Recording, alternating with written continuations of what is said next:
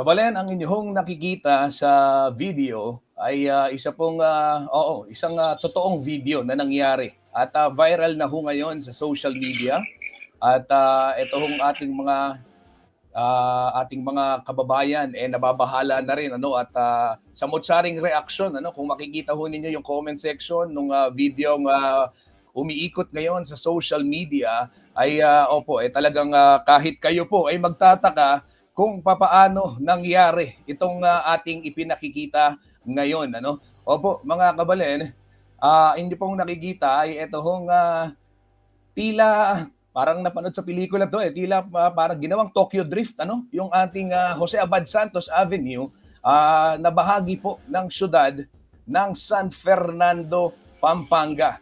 Yes, mga kabalen, ito po viral video ngayon at nagtataka. Ano tong nakikita nating video? Bakit merong nagda-drag racing dito sa Jasa? At para makibalita tayo, huwag na nating patagalin pa para mabigyan tayo ng detalye kaugnay ho ng inyong napapanood. Makakausap po natin, nasa linya ng telepono si Kuyang Louie Clemente, ang hepe po ng City Public Order and Safety Coordinating Office ng Ciudad San Fernando para magbigay ng update. Kuyang Louie, magandang hapon.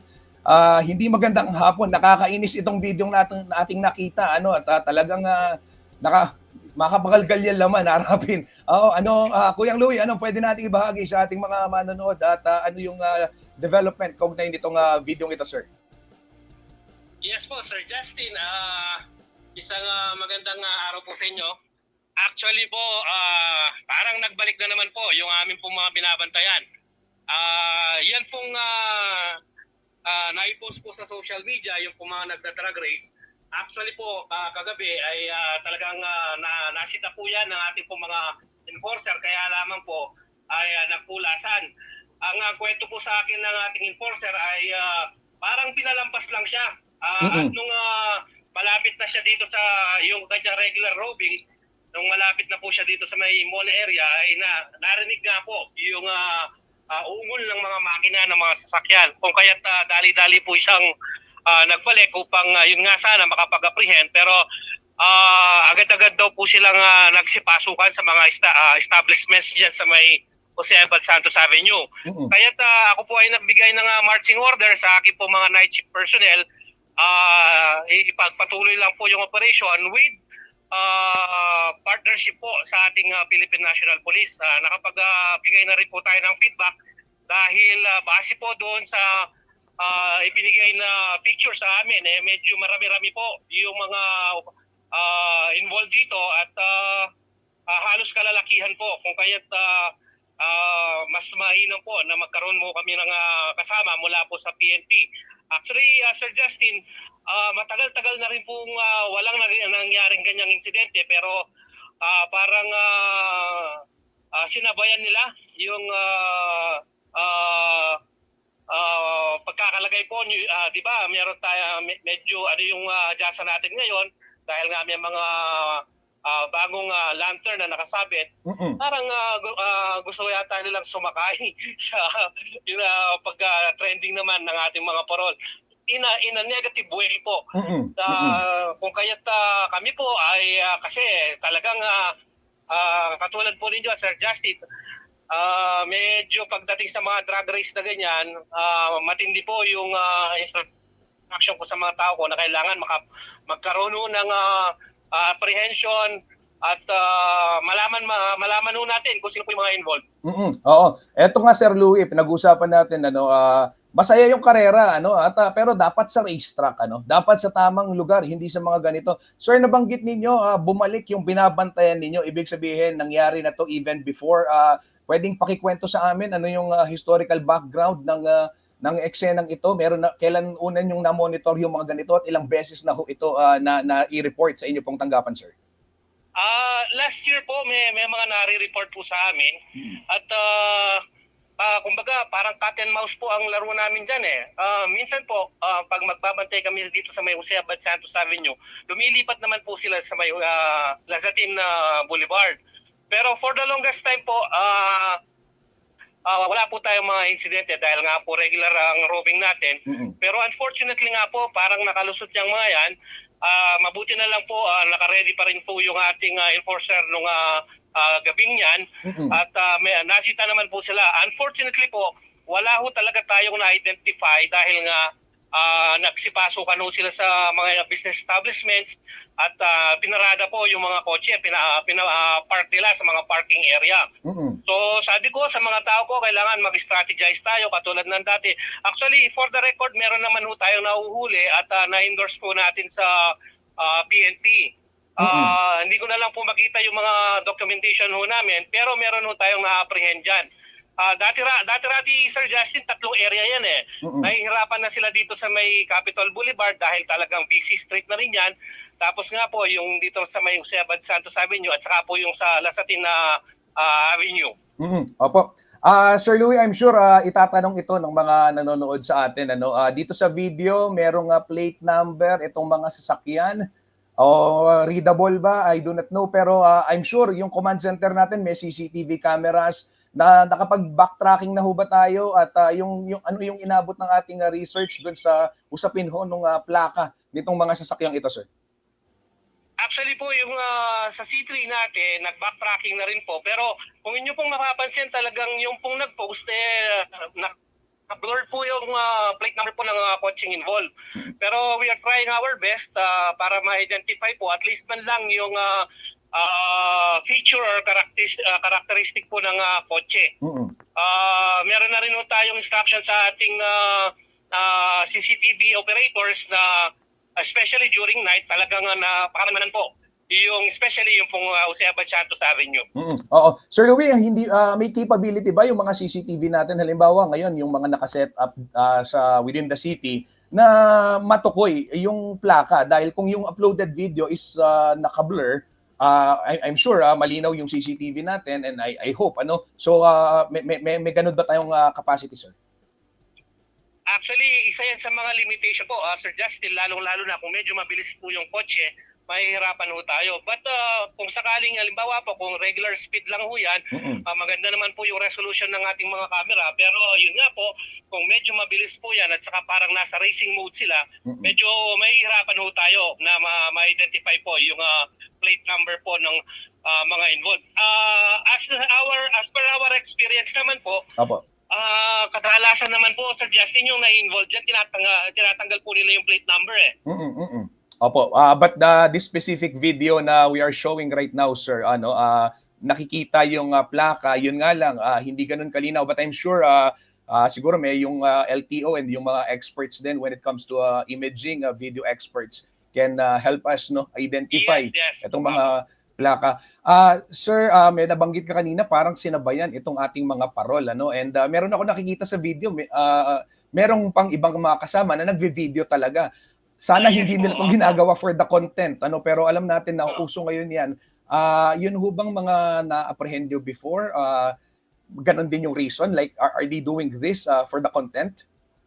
Actually, doon po sa mga naging datos ho namin, hindi yung ganitong season. Ordinary time po. Kumbaga, wala akong significant na activity or ano man.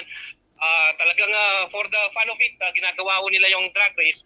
Pero ito kasi baka may ibang concern pa sila, may ibang reason kung bakit biglang for the longest time walang nagda-drag race sa Jose Abad Santos Avenue. Yun, isa ho yun sa medyo binibigyan ho namin ng pansin. Baka, yun nga po, may nagko-content o kaya naman gustong sabayan yung trending na mga parol natin sa JASA. Oo. Oo. Kung ano man yung kadahilanan nila, ako na ho mismo yung nagsasabi, I'm sorry for the word, pero king amanong Kapampangan, kabolangan po yung gagawan da ngayon. At Sir Louie, sa tingin nyo, meron na ba kayong lead? Kasi tingnan niyo ang daming sasakyan sa kalsada, tila napakalakas ng loob ng mga taong ito, ano, na parang this is a major thoroughfare of all places, nagagawa ka ng kalokohan, JASA pa. Ot katsas da marine, nanula kaya, nino kaya rin yung tao nga rin, at makaninila po. Actually, Sir Justin, makanyan pin po yung dilema tamo kaya na po itang kumbaga hindi natin lubos maisip ba't kaya nilang gawin yung ganon, yung pagiging reckless nila at saka yung without any consideration man with regards to safety, human life and limb. So kami naman po, we are promising naman, Sir Justin, na hindi ho namin sila tatantanan. Talagang yun nga po, para mapalakas po namin yung aming operation dyan, may coordination na po kami sa PNP kung sakasakali na talagang ulit pa ho yan. Yung pong Sir Santos Avenue natin, Sir Justin, regularly ho tayong nagro-roving dyan. Pero yun nga po, parang katulad lang na sa pelikula yan, pag wala yung nagmamatay, doon ho sila nagre-racing. Pero mag-strategize po tayo dyan para naman hindi na maulit ang ganyang insidente. Opo. Oo. Sir Louie, kasi eto malapit din dito sa police station eh. Merong compact at yun mismong istasyon ng Sipwasco, yung mga tropa ninyo, nandyan din sa ilalim ng Dolores flyover. At meron hubang checkpoint na italaga na before, and do you think this will also work now during this time po? For the specific checkpoint po, wala naman po. Pero yun nga po kami, on our part, meron ho kaming regular roving na ginagawa dyan. Lalong-lalo na po dito sa dalawang major highways natin, Esteban Santos at saka MacArthur. Pero yun nga po, medyo parang coordinated yung naging galaw nitong mga involved na to. Siguro talagang may nagbabantay habang wala yung mga enforcers, saka ho sila lumarga. So yun ho yung bibigyan namin ng pansin yan. Kung kinakailangan na magpwesto na permanently yung isang enforcer or dalawang enforcer natin dyan, gagawin ho natin yun, Sir Justin. Opo. I understand, Sir Louie. Siyempre ito, hindi lang naman katungkulan din ng Sipwasco. May concern din dapat dito yung ating kapulisan, ano, dahil ito po hindi biro itong ginagawang ito. At dapat yung mga otoridad, kung sino man po, Sipwasco, LTO, LTFRB, PNP, HPG, magtulong-tulong. Sir Louie, paalala na lamang sa atin pong mga manonood at saan sila pwedeng tumawag sakaling mapanood nila, makita nila on the spot na nangyayari itong kalokohang ginagawa sa JASA. Yes po, actually yung pong aming hotline number, naka-pin post po siya sa aming Facebook page. Yung pong aming CIO, pwede rin po doon. Yung pong aming mga number sa C3, pwede rin po. Basta may report po yan, saan po nila na kami po ay talima mag-responde. And of course, palalakasin ho namin yung aming magiging response in coordination po sa PNP. Of course, sa ating pong mga kababayan, lalong-lalo na po itong mga nag-engage sa ganitong activity, sana naman po maging disiplinado, sana naman po ay isaalang-alang po yung safety po ng mga motorista sa daan at yung kanila pong ginagawa ay illegal at may kaukulang parusa yan sa ilalim po ng mga existing na batas natin. Di lamang sa siyudad ng San Fernando, maging sa buong Pilipinas po. Opo. Sir Louie, aasahan po namin ang, I'm sure may aksyon yung Sipwasco, pero aasahan namin yung positive result ng aksyon ninyo dahil ayoko namin dumating sa punto na, I'm sure kayo rin naman, ay tayo natin dumating sa punto na tayo lahat ay magbabalita na may nangyaring hindi maganda dahil sa kalokohan ng iilang mga tao ito, sir. Rest assured, Sir Justin, at kung may halimbawa po, kung kami po ay talagang magkaroon ng positive na resulta sa aming gagawang operation, kayo po ang unang-unang aming i-update. Okay, maraming salamat, Sir Louie Clemente. Sir, thank you so much. At kasama nyo kami sa pagpapanatili po ng kaligtasan sa atin pong mga lansangan, sir. Maraming salamat po, Sir Justin. Yan ho mga kabalen, si Kuyang Louie Clemente, ang pinuno po ng City Public Order and Safety Coordinating Office ng siyudad ng San Fernando, Pampanga. Ayan, nagbigay nga siya ng update kaugnay ho nitong drag racing, na nakuhanan ng video. At actually, parang sinadyang kuhanan ng video at i-upload. Proud na proud pa yung mga nag-upload eh. Oo, di ba?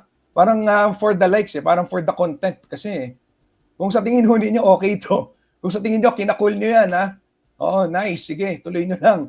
At ang dumating sa araw na manghimas kayo ng rehas, ayan. Panawagan naman sa ating kapulisan, ay gaya nga ho ng aking nabanggit, ito naman ay hindi lamang tungkulin ng si POSCO. Meron hong compact. May police station, hindi kalayuan dito. Diyan sa may intersection mismo may police station. So, I do not know. Pero this is very, very alarming. Okay? Hindi po biro ito. 2025 na, with all this automation, with all these lights, pailaw dyan sa ating kakalsadahan, may mga pangahas pa na gustong i-challenge yung ating authorities. So ito po ay pagkakataon para sa mga kinaukulan sa ating otoridad, sa lokal na pamahalaan, sa kapulisan. Papayag ba kayo na ganito na lamang ang ginagawa?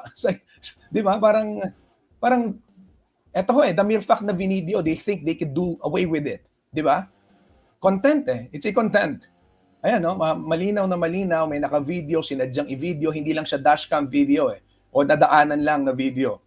At meron pang, isipin nyo, meron pang naggaganon, meron pang, anong tawag man dito, yung parang referee sa race, di ba? So parang, tingin nila kaya nilang makalusot dahil ginawa nila to, So ito, pagkakataon para sa ating pamahalaan na ipakita yung long arms of the law na tinatawag, pagkakataon para po sa LTO na ang dami nating mga issue ngayon, nagka-cancel ng lisensya, kung ano-ano, di ba? So ito, challenge ito at panawagan na rin sa ating LTO dito ho sa ating lalawigan, sa ating rehiyon na bigyang pansin, bigyan ng aksyon.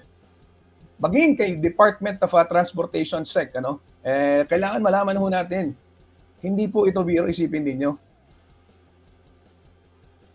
Yun nga, sabi ni Oliver Esmeria, ayan, may komento.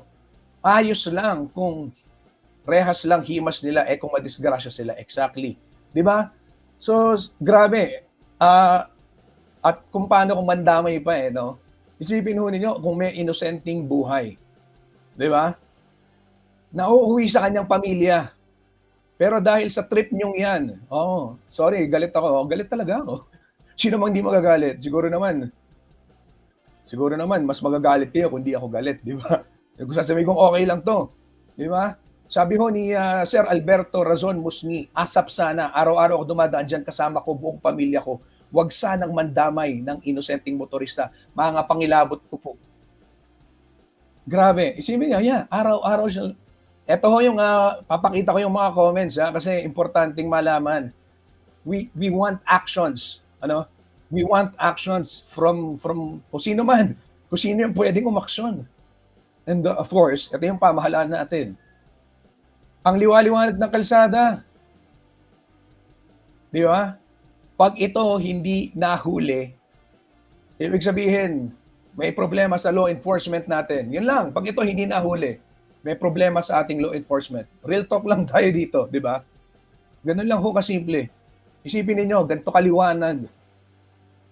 Diba? Sana yung PNP, ayan, sikapin nating makausap yung PNP at tanungin natin ano na yung update nila kaugnay nitong kaganapang ito. Okay? May nag-comment pa, basahin natin.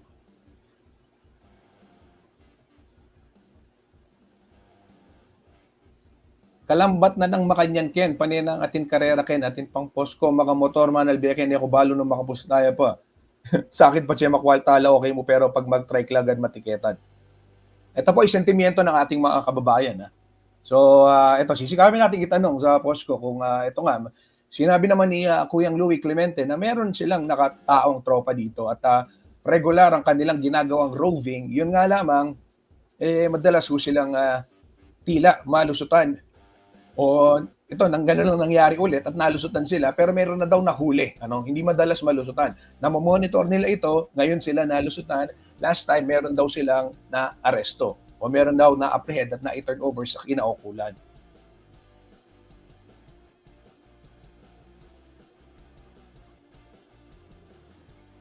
Ito, ang sabi ni Luis David Umlas, dapat nahuli ninyo na aktual. Nasaan yung mga marshal ninyo? Ito, comment ho ito ng ating mga kababayan and I am just showing them dahil ito ba'y sentimiento ng mga totoong tao, hindi mga bot, hindi mga fake accounts. Ito ba'y mga kababayan natin na nakatutok sa CLTV 36.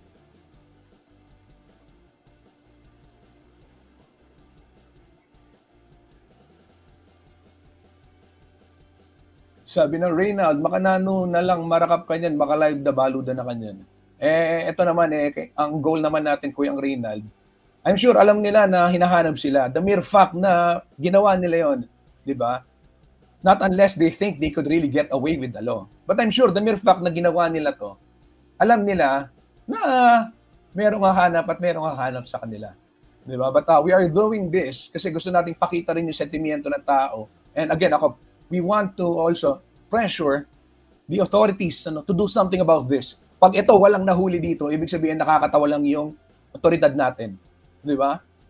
Pag nahuli, syempre palakpakan. Pero pag ito hindi to nahuli, wala. Di ba? Parang isipin ninyo, major thoroughfare, major highway sa gitna ng business district. Ganun lang ko kasimple, mga kabalen.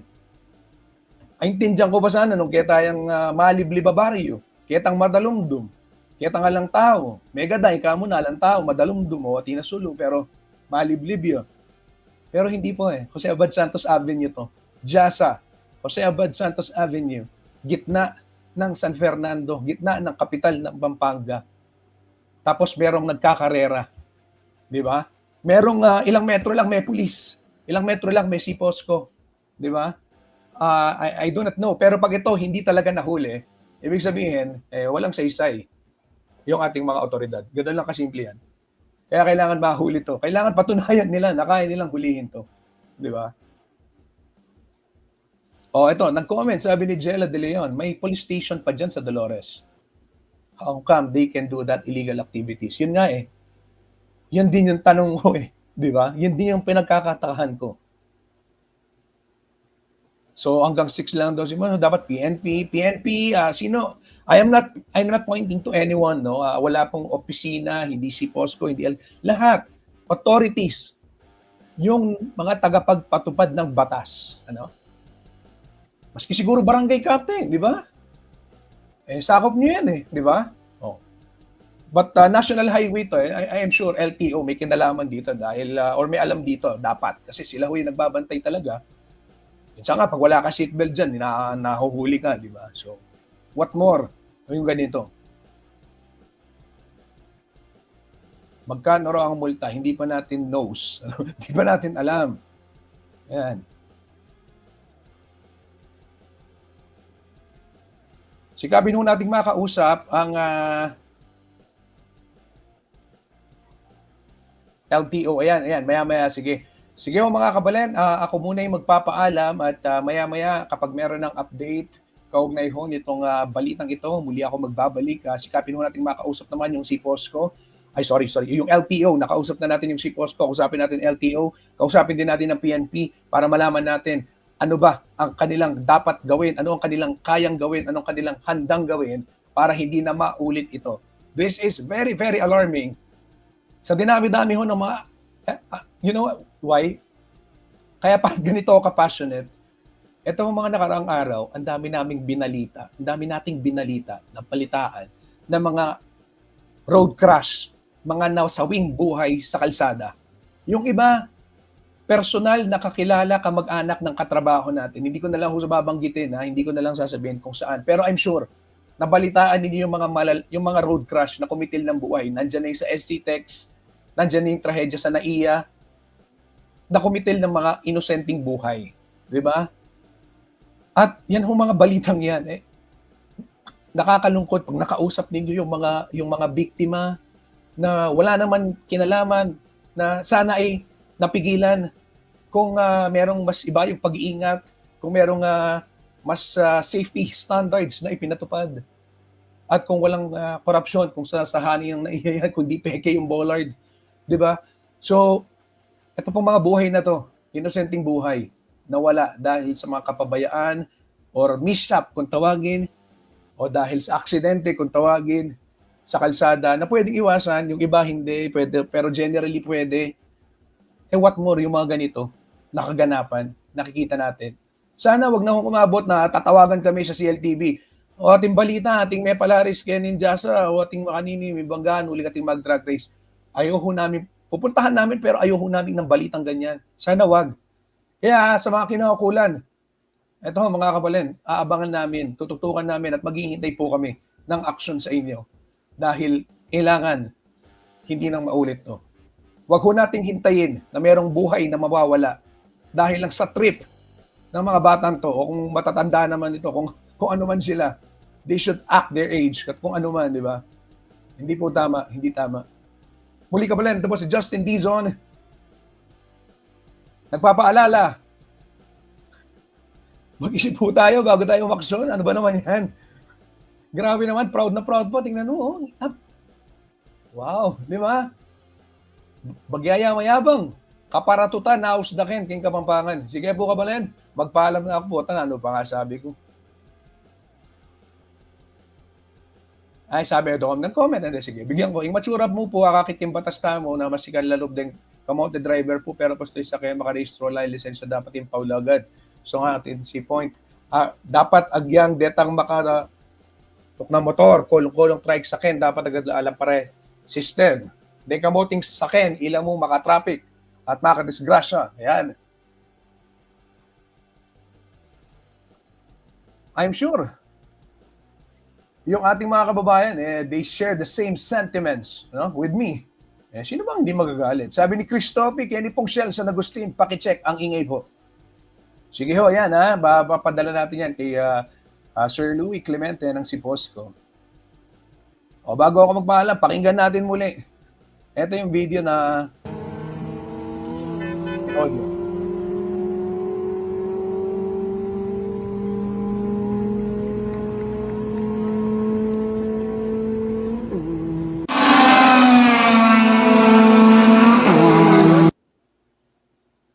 Imagine that speed. Kinshasa. Yan na, tulad ng tao pa rin. Imagine that speed, Kinshasa. Again, pakinggan ho natin yung mga government authorities natin. Pag hindi ninyo nakulit, no? Ito naman, di ba? Pakinggan nyo, no? Di ba kayo napapahala? Pakinggan natin. Tutukan namin ito at ihatid namin sa yung development. Maraming salamat po, mga kapatid.